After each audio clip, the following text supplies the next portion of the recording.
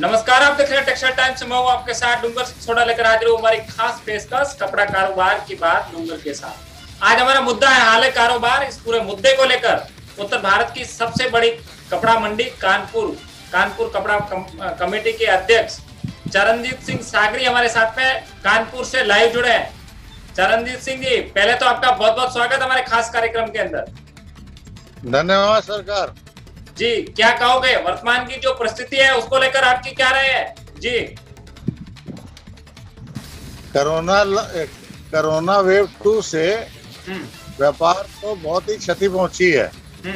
इसमें तो peak season था, मार्च का लास्ट वीक और अप्रैल पूरा बंद रहा है जी। पहली मई से थोड़ा सा बाजार खुला था जी। और उसके बाद से उन्होंने पहले तो हफ्ते में 3 दिन का टाइम दिया, फिर अब 5 दिन का टाइम दिया गया जून में जी। मंडे से लेके फ्राइडे तक बाजार खुलता है, सुबह 10 बजे से लेके शाम के 6 बजे तक जी। 6 बजे दुकान बढ़ानी पड़ती है और 7 बजे तक अपने अपने घर पहुंचना पड़ता है जी, क्योंकि 7 बजे कर्फ्यू लग जाता है यहाँ पे जी। तो इसलिए ये बड़ी प्रॉब्लम है। यहाँ से जो पैकिंग होता है माल, वो ट्रांसपोर्ट जाने में बहुत दिक्कत होती है जी। माल साथ ही साथ पैक होता है और साथ ही साथ ट्रांसपोर्ट के लिए चला जाता है जी। यहाँ पर लगभग 100 करोड़ का पर डे का टर्नओवर है जी। और 100 करोड़ का टर्नओवर जो चलता है आजकल, जो वैसे ही जो 50% रह गया है जी। बाहर से जो पैसा आवक है वो थोड़ी कमजोर चल रही है, क्योंकि छोटे शहरों में और छोटे गांव देहातों में दुकानों में भी एक टाइमिंग की बंदिश है। उनके यहाँ भी सैटरडे संडे बंद रहता है जी। चरणजीत सिंह जी, तो कानपुर से कपड़ा कहाँ पर जाता है? सराउंडिंग कौन कौन से एरियो में कपड़े का ये सप्लाई होता है कानपुर से?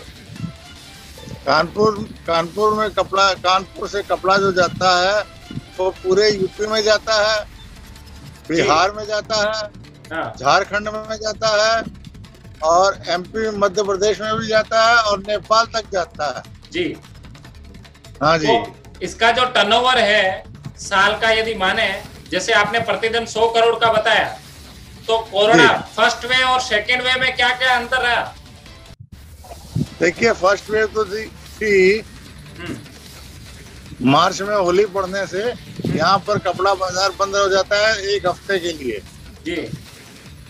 तो लगभग 15 तारीख तक, मार्च तक चला जी। उसके बाद बाजार ढीला पड़ गया जी। उसके बाद अब कोरोना की वेव आ गई, अप्रैल ठीक से नहीं चल पाया जी। देन जो है फिर मई में आ गए हम लोग जी। देन मई में आ गया। ये सारा जितना चलता रहा सारा कोरोना की वेव में ही चल गया, कोरोना 2 में जी। इस बाजार के अंदर कम से कम हमारे लोगों के 50 हमालों के साथी जो हैं वो कोरोना 2 में ही खत्म हो गए जी। जो कि बड़ी एक दुखद विषय है हम लोग के लिए जी। कपड़ा बाजार के लिए एक बड़ा दुखद विषय है कि यहाँ के 50 लोग तो लगभग बेचारे खत्म हो गए, भगवान के पास पहुंच गए जी। अब उसके बाद कोरोना से इतनी दहशत फैल गई कि लोगों को यही होता था कि जितने भी अबव 60 थे वो अपने घर में ही रहना ज्यादा पसंद करते थे, बाजार आना पसंद नहीं करते थे जी। तो यहाँ पर तो जो बच्चे भी आते थे वो कोरोना तो बच्चों को भी नहीं देखता।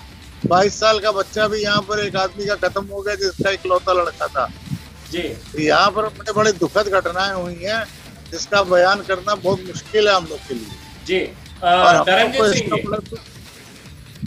चरणजीत सिंह, अभी प्रेजेंट की स्थिति क्या है? प्रेजेंट में जो है कितना कारोबार बचा है और किसमें होलसेल में यदि बात करें तो किसके अंदर अभी ज्यादा मांग चल रही है, किस कपड़े की ज्यादा मांग है जी?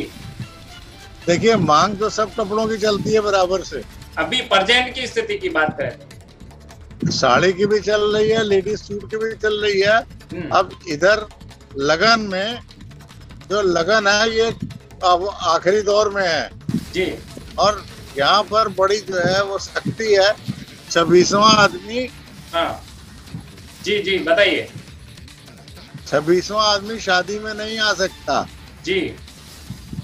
25 आदमी की बंदिश चल रही है जी, जिससे कि ये गेस्ट हाउस, टेंट हाउस, ये सारों के भी काम ठप पड़े हैं। टेंट वाले का कपड़ा बहुत ज्यादा। कितने करोड़ रुपए का नुकसान हुआ होगा इस मंडी को? कोरोना से। जी। इस मंडी को पूरे मई की कोरोना बिक्री वेव के की लिए बात करें तो कितने करोड़ का नुकसान हुआ होगा? इससे कम से कम 5 से 6 हजार करोड़ का नुकसान होगा होगा सेल का। 5 से 6 हजार करोड़ का नुकसान हुआ। चरणजीत बिक्री। सिंह, कितने होलसेलर है कानपुर कपड़ा कमेटी में, कितने जुड़े हो और सराउंडिंग कितने एरिया में कपड़ा कारोबार होता है कानपुर में? कानपुर कपड़ा बाजार लगभग 3 से 3.5 किलोमीटर में फैला है, जिसमें होलसेलर ही है दुकानें। हाँ, कितनी दुकानें हैं उसमें? और उसमें जो है मुख्य रूप से जनरलगंज, नौगढ़ा, काऊकोटी, पचकूचा, रेशम गली, रामगंज और घुनी मोहाल और इन सब जगहों पे जो है सब कपड़े की थोक की दुकानें हैं। जी। तो बाजार बहुत बड़ा। जी, कितनी दुकानें हैं वहां पर? यहाँ पर लगभग दुकानें हैं 4000 पर। हमारे पास कमेटी में इस समय लगभग 2700-2800 रजिस्टर्ड हैं। जी। कानपुर कपड़ा कमेटी कौन से साल में रजिस्टर्ड हुई और उसके बाद में आप लोगों को कितना इस कमेटी में फायदा हुआ? कपड़ा मार्केट में कितना इससे कपड़ा कमेटी कितनी है? क्योंकि कपड़े के व्यापारियों को जिस प्रकार अनेकों ऐसे, क्योंकि पिछले कई साल पुरानी आपकी संस्था है, तो कितना कुछ इससे प्रोत्साहन मिला? हमारी कानपुर कपड़ा कमेटी 1923 की रजिस्टर्ड है, अंग्रेजों के जमाने की। जी। और कपड़ा का व्यापार उससे 15 साल पहले से होता है। जी। क्योंकि जितनी भी यहाँ 9 टेक्सटाइल मिलें थी, हाँ। जैसे कि एल्गिन मिल नंबर 1, एल्गिन मिल नंबर 2, कानपुर टेक्सटाइल मिल, मयूर मिल, विक्टोरिया मिल और कानपुर स्वदेशी मिल, लाल इमली, ये सारी मिलें पर स्थित थी। जी। ये सारी मिलें यहीं पर स्थित थी, जिसकी वजह से अभी वो मिलें कहाँ गई? क्या हुआ उसका? वो मिलें सब बंद हो गई। कारण क्या हुआ उसका? वो मिलें सब बंद हो गई ड्यू टू जो सरकारें बदलती रही। हाँ। और उनकी अपनी अपनी नीतियां चलती रही और उस वजह से वो मिलें बंद हो गई। आज उनकी मिलों की जमीन है। हाँ। वो जमीन अरबों रुपए में है। जी। वो अरबों रुपए में उनकी वैल्यू है। जी। अब सरकार कहती है जमीनें भी अब बेच दो। जब आप जमीनें भी बेच दोगे, हम लोग कहते थे इसमें 1-2 मिलें चालू कर दो, मॉडर्नाइज करके चालू कर लो। जी। और वो मॉडर्नाइज करना दूर है, मॉडर्नाइज नहीं होंगी। इनको बेच दो। कपड़ा मंत्रालय कहता है इसका कोई ध्यान ही नहीं है हमारा। जी। लाल इमली जो कि वर्ल्ड फेम है, लाल इमली यहाँ पर जो जी। चरणजीत सिंह जी, अभी पिछले कई सालों से 2-2.5 सालों से ये देखा जा रहा है कि यूपी के अंदर कहीं ना कहीं सरकार अब टेक्सटाइल को प्रोत्साहित कर रही है, तो क्या उसका फायदा कानपुर को नहीं मिल रहा है? हमारे कपड़े बाजार को किसी भी टेक्सटाइल को हम लोग कई दिनों से मांग कर रहे हैं जी कि हम लोग को टेक्सटाइल पार्क दी जाए, हम लोग उसमें अपना प्रोडक्शन करेंगे। हाँ। परंतु सरकार का कोई भी ख्याल नहीं आता जी। हर 5 साल बाद सरकार बदल जाती है। कभी कांग्रेस होती है, कभी बसपा आ जाती है, कभी सपा आ जाती है और कभी भाजपा आ जाती है जी। किसी का भी ध्यान इस पर नहीं आता जी। हम लोग मेमोरेंडम दे के परेशान है, कोई सुनने को तैयार नहीं जी। लोग तो कहते हैं साहब जवाहरलाल नेहरू से लेके इंदिरा गांधी, चंद्रशेखर जी तक आपकी कपड़ा कमेटी में आए हुए हैं, तो क्या जी तीन माननीय प्रधानमंत्री इस कमेटी के अंदर आए हुए, तो क्या इससे कपड़ा कारोबार या वहाँ के कानपुर कपड़ा को प्रोत्साहन नहीं मिला? देखिए, इन सबके आने से ये होता है कि ये पॉलिसी मैटर की बात होती है जी। ये पॉलिसी मैटर की बात होती है जी। वो आते हैं, हम लोग उनका पूरा अभिनंदन स्वागत करते हैं। हम लोग उनका पूरा अभिनंदन और स्वागत करते हैं जी।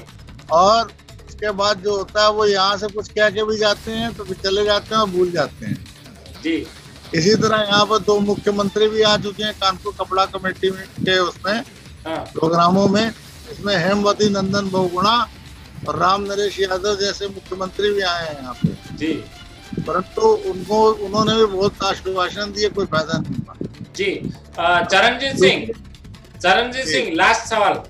चरणजीत सिंह, क्या आप पिछले कई सालों से अध्यक्ष पद पर हो, दूसरी बार आपको, जिस प्रकार हमें मालूम चला कि दूसरी बार आपको अध्यक्ष बनाया, आपने कपड़ा कमेटी के लिए क्या किया और आपके पास आगामी दिनों में कपड़ा कमेटी के लिए क्या प्लान है?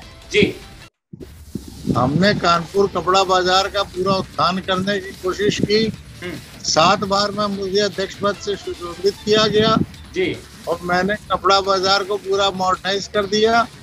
टोटल हमारे पास सीसीटीवी कैमरे लगे हैं, टोटल हमारे पास यहाँ पर माइक की व्यवस्था है। कोई भी हमको अनाउंसमेंट करना होता है हम माइक से कर देते हैं। अगर कोई डिफॉल्टर आता है तो उसका नाम भी अनाउंस कर देते हैं जी। और बाकी सीसीटीवी कैमरे हमारे यहाँ पुलिस कंट्रोल रूम सब भी लगे हुए हैं, ताकि अगर रात को दुकानदार दुकान बंद करके घर जाए तो उसकी दुकान सुरक्षित। पेट्रोल रूम में जुड़ी है, कंट्रोल रूम में पुलिस में जी, तो वो पुलिस वाले भी वहाँ से पूरे उसको निगाह रखते हैं कि यहाँ क्या काम हो रहा है, कोई गलत काम तो नहीं हो रहा, किसी दुकान का ताला तो नहीं टूट रहा, कहीं आग तो नहीं लग गई, कहीं कोई लूट तो नहीं मची। संबंधित 4 थाने, चारों थाने में हमारा इनका सीसीटीवी कैमरे का लिंक है जी। आगामी दिनों में क्या प्लान रहेगा कपड़ा मार्केट के लिए, कपड़ा कानपुर कपड़ा के लिए कमेटी जो आपकी बनी हुई है, उसमें अध्यक्ष के नाते क्या प्लान रहेगा आपका? हमारा आर्बिट्रेशन बोर्ड पूर्ण रूप से तैयार रहता है कि अगर किसी की रकम डूबी है और वो हमको अपना कोई केस देता है तो हम लोग के पास ये अधिकार है कि हम लोग उसका पंच फैसला कर देते हैं जी। और उस पंच फैसले में उसको जिला जज के यहाँ से उस पर ठप्पा लग जाता है और वो जो सिक्का लग रहा है, जो वो सिक्का जो है उसको कोई चैलेंज नहीं कर सकता। वो संबंधित जिले में जाके जिस जिले का व्यापारी होता है उस जिले में आदमी जाता है और उसकी कुर्की निकालते हैं, संबंधित जिले के जज से कुर्की ली जाती है और उसका सामान कुड़क के आता है या पैसे लिए जाते हैं, नहीं देता तो उसको गिरफ्तार कर लिया जी। क्या प्लान है अभी आगामी दिनों में? अब कपड़ा कमेटी में आप अध्यक्ष हैं, तो वर्तमान में आप आगे क्या सोच रहे हैं, क्या प्लान है कपड़ा मार्केट को, और क्या अपडेशन लाओगे कपड़ा कमेटी में और कपड़ा मार्केट का कानपुर के? जी, हमारी ईश्वर से एक ही प्रार्थना है कि ये पूरा कपड़ा बाजार खूब फले फूले। और अब आजकल जो है नया जमाना आ रहा है, इलेक्शन जीत के आ रहे हैं। हाँ। जितने नए बच्चे हैं वो सब इलेक्शन भी जीत के आ रहे हैं। हाँ। उनका हम पूरा मार्गदर्शन करेंगे और हर प्रकार से उनके साथ हम कंधे से कंधा लगा के उनको साथ देंगे और कहीं उनको हमारी जरूरत पड़ेगी तो हम खड़े हैं। यहाँ प्रशासनिक अधिकारी पूरे हम लोग के साथ देने को तैयार रहते हैं। हम लोग को किसी प्रकार की कोई प्रॉब्लम नहीं रहती, न प्रशासनिक अधिकारी से, चाहे वो जिलाधिकारी हो, चाहे कमिश्नर हो, और चाहे मुख्य कमिश्नरेट हो, और चाहे यहाँ आईजी स्तर के हो, जो कि 6 जून देखते हैं, वो सारे हम लोग को पूरा सहयोग देते हैं जी। चलो, बहुत बहुत धन्यवाद आपका हमारे साथ में लाइव जुड़ने के लिए। तो ये थे चरणजीत सिंह सागरी, जो कि उत्तर भारत की सबसे बड़ी कानपुर कपड़ा कमेटी के अध्यक्ष हैं। उन्होंने अपने साफ तौर पे संदेश दिया कि वर्तमान की जो स्थिति है उसको लेकर हमारे साथ में खास चर्चा। चलो, आपका बहुत बहुत धन्यवाद हमारे साथ में लाइव जुड़ने के लिए।